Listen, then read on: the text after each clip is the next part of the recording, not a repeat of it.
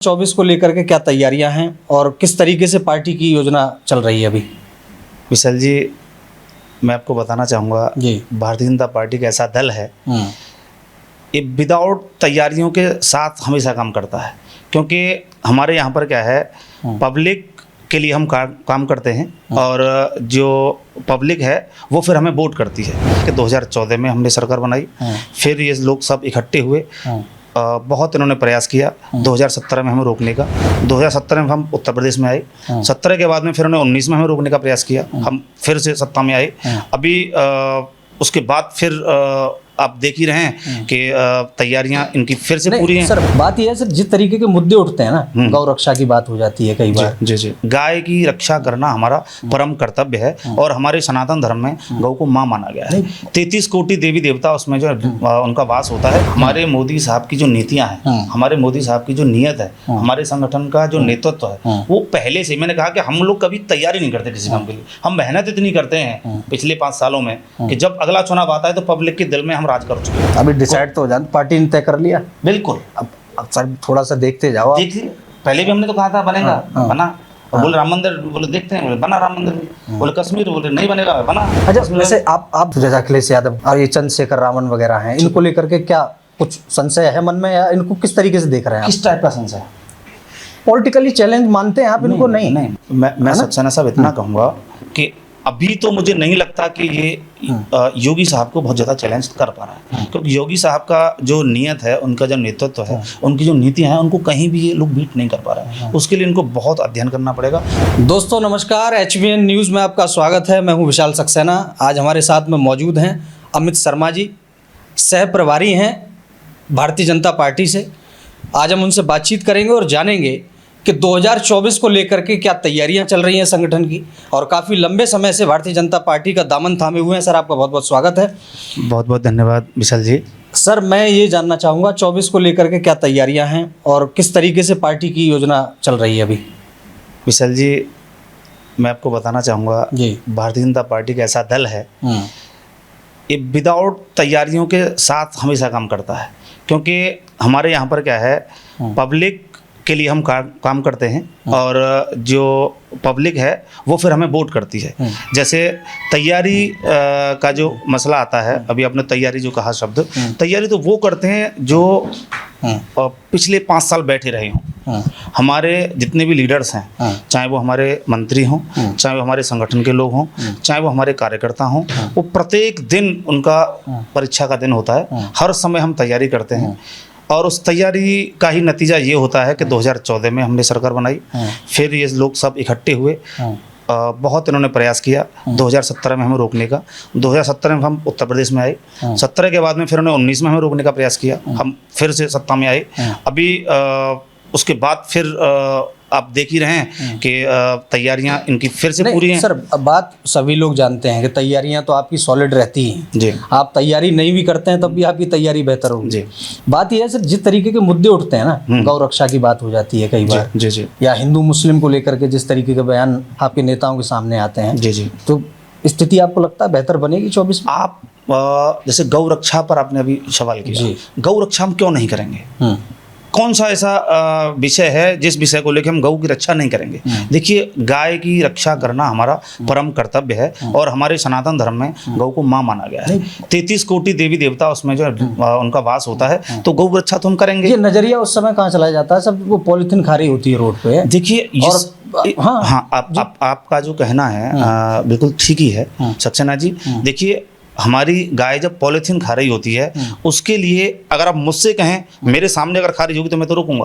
आपका संगठन है सर, आप व्यक्तिगत, मैं बात नहीं कर रहा हूं, आप संगठन के प्रवक्ता हैं। मैं आ रहा हूं। मेरे संगठन का कोई कार्यकर्ता या कोई पदाधिकारी या कोई नेतागण या कोई मंत्रीगण अगर उसके संरक्षण में गौ अगर पॉलिथीन खाती है तो उसकी जवाबदारी बनती है। अगर आम गाय अगर आम सड़क पर वो अगर इसको पॉलिथीन को खा रही है, तो हम आम नागरिक की भी कुछ जिम्मेदारी। अलीगढ़ स्मार्ट सिटी हो गया है सर। 2014 से पहले के भारत में और 2014 के बाद के भारत में, मैं आपसे ये चीज पूछ रहा हूँ, क्या बदलाव नहीं है? नहीं, बदलाव सरकार बदली है सर, और वो बदलाव चलता रहता है, और हो सकता है फिर सरकार बदले। हमारे तो इस बात की तैयारी कर रहे हैं आप? उसकी तैयारियां पूरी हैं। दूसरे शब्दों में मैं कहूँ तो हम हमेशा चाहे गौ हो, चाहे राष्ट्र हो, चाहे गंगा हो, इन सब के लिए, चाहे गौरी हो, इन सब के लिए हमारे शुरू से ही नेताओं ने, हमारे जो लीडरशिप है, हमेशा से काम किया है। दूसरी बात, आप भी जानते हैं, मैं भी जानता हूँ, सारा जगत जानता है और सारा जन सैलाब जानता है। हमारे जो नेता हैं, चाहे माननीय मोदी जी हों, चाहे आदरणीय योगी साहब हों, प्रदेश का नेतृत्व कर रहे हैं, आप देश का नेतृत्व कर रहे हैं, ये सत्ता का सुख भोगने के लिए नहीं आएगा।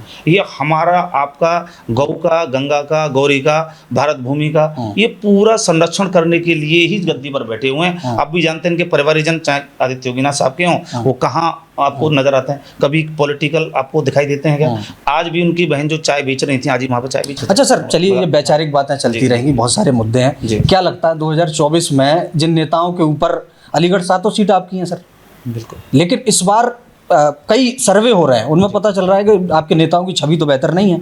उस छवि को सुधारने के लिए कोई नया प्लानिंग चल रही है आपकी, या रिप्लेस होगा इसका? आपके स्तर से क्या चल रहा है? मैं बताऊं, देखो, ये तो हमारा शीर्ष नेतृत्व तय करता है। मैं कुछ आपसे कहूं, जिले का रुझान आपके कार्यकर्ताओं का, मैं बता रहा हूँ, मैं इस विषय में कुछ भी कहने की स्थिति में नहीं हूँ, लेकिन अगर किसी नेता ने अपने पद का या दायित्व का या अपने किसी भी चाहे वो एमएलए हों, चाहे वो सांसद हों, चाहे वो एमएलसी हों, अगर उस दायित्व का निर्वहन ठीक से नहीं कर पाए, तो मेरे ख्याल से उनको उसमें सुधार करना चाहिए। आप जैसे सच्चे राष्ट्रवादी पत्रकारों की, उनको सुनना चाहिए, समझना चाहिए और फिर अपना दायित्व सही से निर्वहन करें, जिससे जनता उन्हें दोबारा से चुने। मोदी साहब से सीख लेनी चाहिए, योगी साहब से सीख लेनी चाहिए।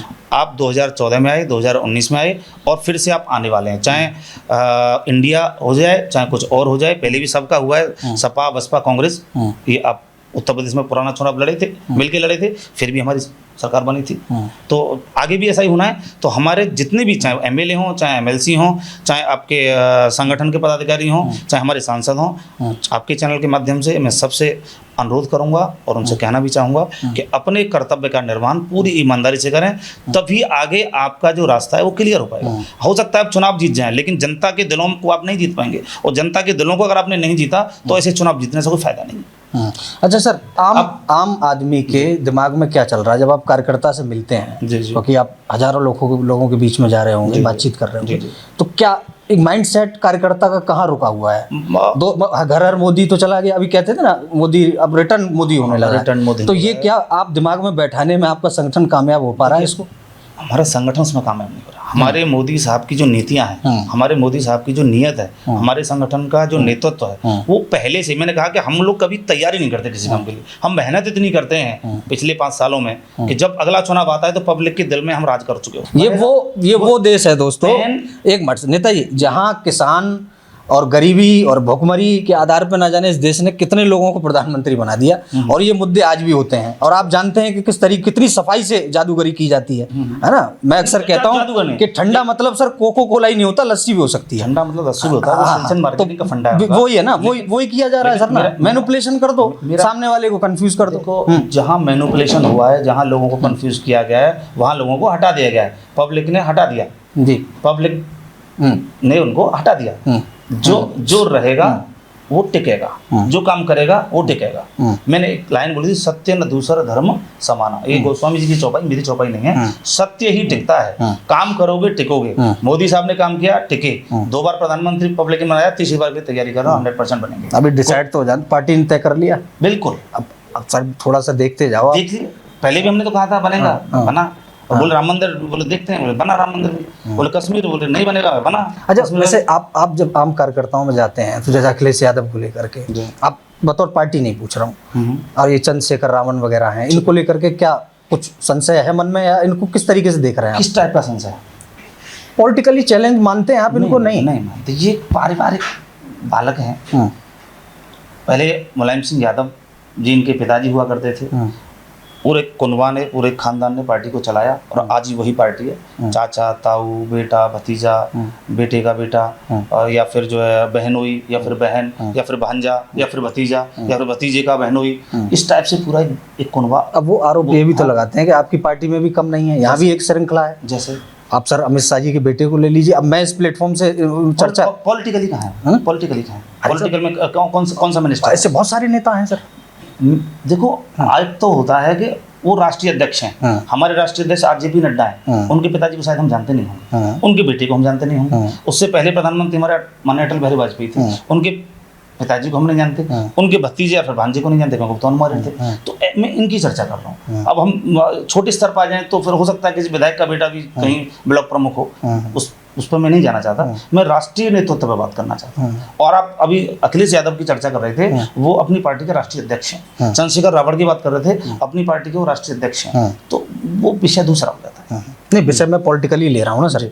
क्या भविष्य इनका लगता है आपको? क्योंकि आइडियोलॉजी नेता की तो चेंज होती रहती है। देखिए, मतलब एक समझदार नेता मैं वो सारे झंडे रखता है। मैं सक्सेना साहब इतना कहूँगा कि अभी तो मुझे नहीं लगता कि ये योगी साहब को बहुत ज़्यादा चैलेंज कर पा रहा है, क्योंकि योगी साहब का जो नियत है, उनका जो नेतृत्व है, उनकी जो नीतियाँ हैं, उनको कहीं भी ये लोग बीट नहीं कर पा रहे हैं। उसके लिए इनको बहुत अध्ययन करना पड़ेगा, बहुत स्टडी करनी पड़ेगी, थोड़ा सा परिवारवाद से थोड़ा हटना पड़ेगा। अच्छा सर, एक बात ये भी है, मैं दर्शकों को इंतजार करवाऊंगा आज, वो देख रहे हैं सड़क की स्थिति यही थी क्या? आप बताइए, सड़क जो मैं क्या बताऊं सर, जनता को दिख रहा है, बताना भाई, कमेंट करके नीचे लिखना कि आपके शहर की, आपकी गली, आपके मोहल्ले, आपका कस्बा सड़कें बनी है या नहीं बनी है, जनता बता देगी इंटरव्यू की बात है ना। लेकिन सर आप भी निकलते हैं उसी रोड से, मैं भी निकलता हूं, मैं भी निकलता हूं, आप भी निकलते हैं, और मैं बिल्कुल आम जन होकर ये बात कह रहा हूं। मैं कोई पार्टी का पदाधिकारी या कार्यकर्ता नहीं हूं, मैं बिल्कुल आम जन होकर ये बात कह रहा हूं कि आज से कुछ वर्ष पहले 2017 से पहले जब यहाँ पर अखिलेश यादव जी के नेतृत्व में सरकार थी, यहाँ के मुख्यमंत्री थे,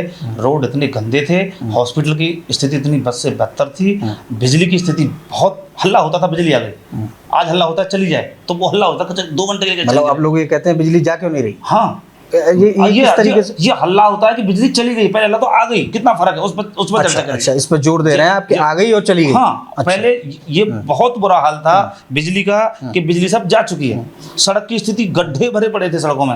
आज ये बताएगी देश की जनता, और आपके अलीगढ़ क्षेत्र के जो भी कार्यकर्ता हैं वो इस वीडियो को जरूर देखेंगे सर, और बता देना सर को कि आपकी बिजली चली गई कि आ गई, है ना, सड़क बन गई कि नहीं बनी, कितने गड्ढे हैं, सर को कमेंट करना, और सर से फिर अगले इंटरव्यू में पूछेंगे। 2017 में अगर ये कंडीशन खराब रही होती तो 22 में योगी साहब दोबारा नहीं आते। उन्होंने तो अपना बोल दिया, ये कमेंट में नहीं बोलेंगे। कमेंट में हो सकता है कि समाजवादी पार्टी के कुछ कार्यकर्ता, बसपा के कुछ कार्यकर्ता हों, कांग्रेस के कुछ कार्यकर्ता हों, वो सोशल मीडिया पे एक्टिव हों और वो कमेंट में कह देंगे साहब हमारे यहाँ सड़क खराब है। लेकिन मैं ऑन एन एवरेज बात कर रहा हूँ, अगर बहुत बुरी स्थिति होती सड़क की, पानी की, बिजली की, स्वास्थ्य की, तो आज दोबारा से 2022 में माननीय योगी साहब के नेतृत्व में प्रदेश में हमारी सरकार नहीं बनती।